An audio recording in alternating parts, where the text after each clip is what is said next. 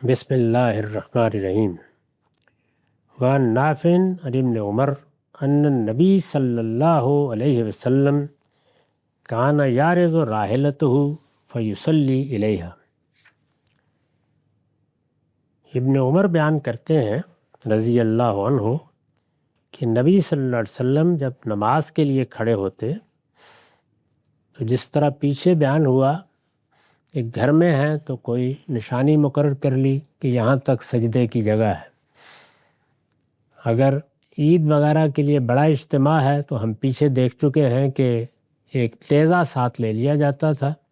اور وہ جہاں رسول اللہ نماز پڑھاتے تھے گاڑ دیا جاتا تھا، اس سے سجدے کی جگہ متعین ہو جاتی تھی، اس سے آگے سے لوگ گزرتے رہتے تھے۔ اسی طرح یہ بیان کرتے ہیں کہ سفر میں ایسا بھی ہوتا تھا کہ نبی صلی اللہ علیہ وسلم اپنا اونٹ اس طرح بٹھا دیتے تھے کہ وہی سترہ بن جاتا تھا۔ یعنی ظاہر ہے کہ سواری سے اتر کے نماز پڑھی جائے گی، قافلے جا رہے ہیں، کہیں پڑاؤ ڈالا ہے تو اونٹ کو نماز کی جگہ پر اس طرح بٹھا دیا جاتا تھا، وہ گویا درمیان میں آ جاتا تھا، اس سے آگے سے لوگ گزرتے رہتے تھے، پھر آپ نماز پڑھا دیتے تھے، خود بھی پڑھتے تھے۔ یہ روایت بخاری و مسلم دونوں میں ہے اور یہاں اس کا رقم ہے 774۔ اس کے بعد اس میں ایک مزید وضاحت یہ ہے کہ قلت افرأیت اذا حبت الرکاب قال کان یاخذ الرحل فیعدلہ فیصلی الی آخرتہ، کہ اگر اونٹوں کو بٹھا دیا گیا ہو، ایسا ہوتا ہے نا پڑاؤ ڈال دیا ہے تو اب اونٹ تو اپنی جگہ پر بیٹھے ہوئے ہیں تو پھر کیا کرتے؟ تو فرمایا کہ پھر یہ کہ ان کے اوپر جو کجاوا ہوتا ہے وہ اتار لیتے تھے اور وہ اس طرح رکھ لیا جاتا تھا کہ جس حصے کے ساتھ ٹیک لگائی جاتی ہے وہ امام کی طرف ہو جاتا تھا، تو اس کو سترہ بنا لیا جاتا تھا۔ یہ انہوں نے رسول اللہ کے زمانے میں جو طریقے اختیار کیے جاتے تھے ان کو بیان کر دیے۔ تو اس طریقے سے گویا یہ ہدایت فرمائی کہ عام طریقہ یہی تھا کہ سجدے کی جگہ متعین ہونی چاہیے۔ یہ اس لیے اس زمانے میں بہت ضرورت تھی کہ لوگ زمین پر نماز پڑھ رہے ہوتے تھے، کنکروں پر نماز پڑھ رہے ہوتے تھے، اس طرح کی صفیں، ایسے مصلے، ایسی جانماز یہ نہیں تھی۔ تو اب یہ جانماز بھی یہی کام کر دیتی ہے، وہ متعین کر دیتی ہے کہ یہاں تک سجدے کی جگہ ہے، لیکن پھر بھی کوئی چیز آگے رکھ لی جائے تو اور بھی اچھا ہے۔ وعن طلحة ابن عبید اللہ قال قال رسول اللہ صلی اللہ علیہ وسلم اذا وضع احدکم بین یدیہ مثل مؤخرۃ الرحل فلیصلی ولا یبال من مر وراء ذلک۔ طلحہ بن عبید اللہ کہتے ہیں کہ رسول اللہ نے فرمایا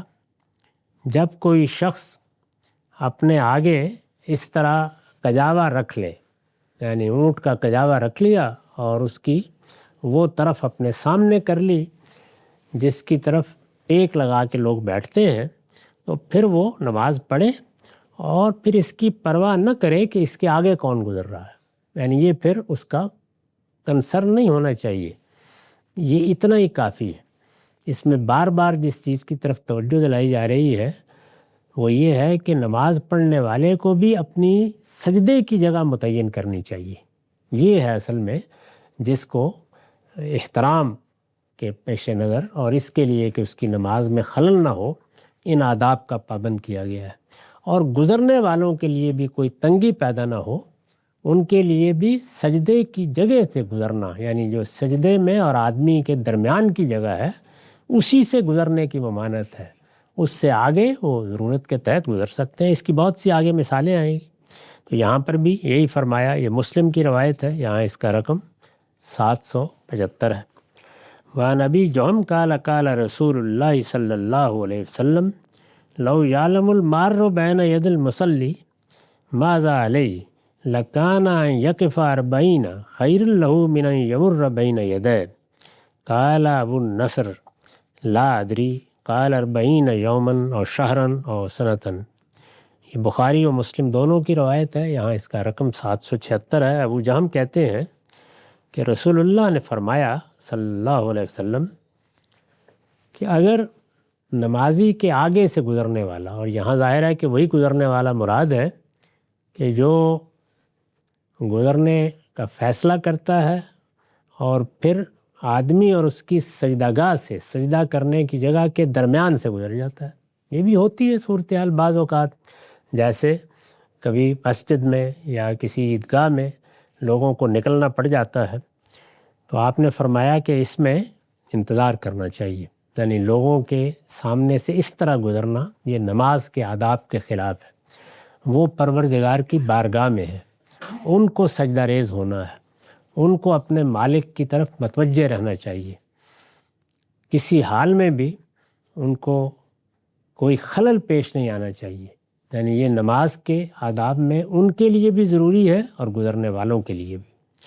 تو ارشاد فرمایا کہ اگر اس طرح نمازی کے سامنے سے گزرنے والا اگر یہ جانتا کہ یہ اللہ کو کتنی ناپسندیدہ بات ہے، اس سے اللہ کیسے ناراض ہوں گے، یہ نماز کے کتنے احترام کے خلاف ہے، اس سے اس پر کیا ذمہ داری آ جائے گی، تو وہ 40 کھڑا رہتا اور اس طرح سجدے والی جگہ کے آگے سے نہ گزرتا۔ یہ کہتے ہیں کہ مجھے اب یہ یاد نہیں رہا کہ آپ نے 40 دن کہا تھا، 40 مہینے کہا تھا، 40 سال کہا تھا، یعنی ان کو یہ تو یاد نہیں رہا۔ ظاہر ہے کہ رسول اللہ نے یہی فرمایا ہوگا کہ 40 دن کھڑا رہتا۔ معقول بات یہی لگتی ہے، صرف توجہ ہی دلانا مقصود ہے۔ تاہم جس طرح کہ اس سے پہلے بھی ہم دیکھ چکے ہیں،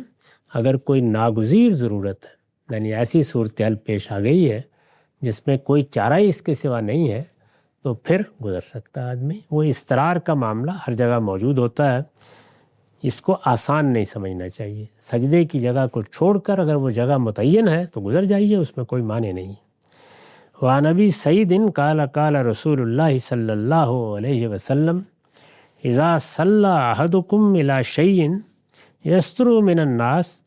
فاراد احد ان یجتاز بین یدیہ فلیدفعہ فإن ابی فلیقاتلہ فإنما هو شیطان۔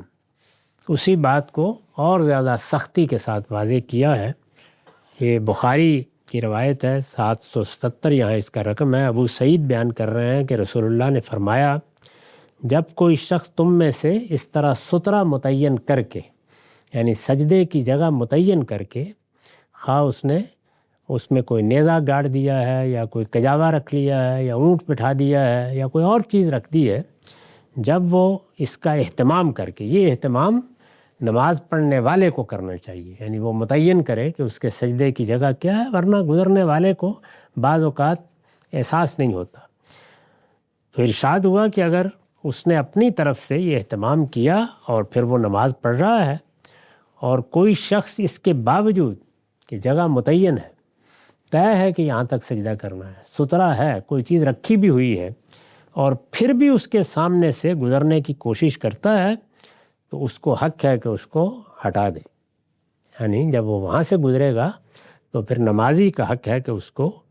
ہٹا دے، اور اگر وہ مزاحمت کرے تو نماز کے دوران میں کوئی جھگڑا بھی ہو جائے تو کوئی حرج نہیں، لیکن اس کو یہ ادب سکھانا چاہیے کہ یہاں سے نہیں گزرنا اس نے۔ اور تبصرہ کیا ہے فإنما هو شیطان، اس لیے کہ جو آدمی اس طریقے سے پہلے تو گزرنے کا فیصلہ کرتا ہے، پھر ہٹانے کے باوجود نہیں ہٹتا اور لڑنے پر آمادہ ہو جاتا ہے، تو پھر وہ آدمی نہیں ہے، شیطان ہے، تو اس کو روکنا ہی چاہیے۔ تو اس کا مطلب یہ ہے کہ پیغمبر نے اس کو سخت ناپسند بھی کیا، لوگوں کو اس کی تعلیم بھی دی، اور نماز جو اللہ کی بارگاہ میں حاضری ہے اس کا نماز پڑھنے والے کے لیے بھی ادب بتایا اور سامنے سے گزرنے والوں کے لیے بھی۔ وآخر دعوانا الحمدللہ رب العالمین۔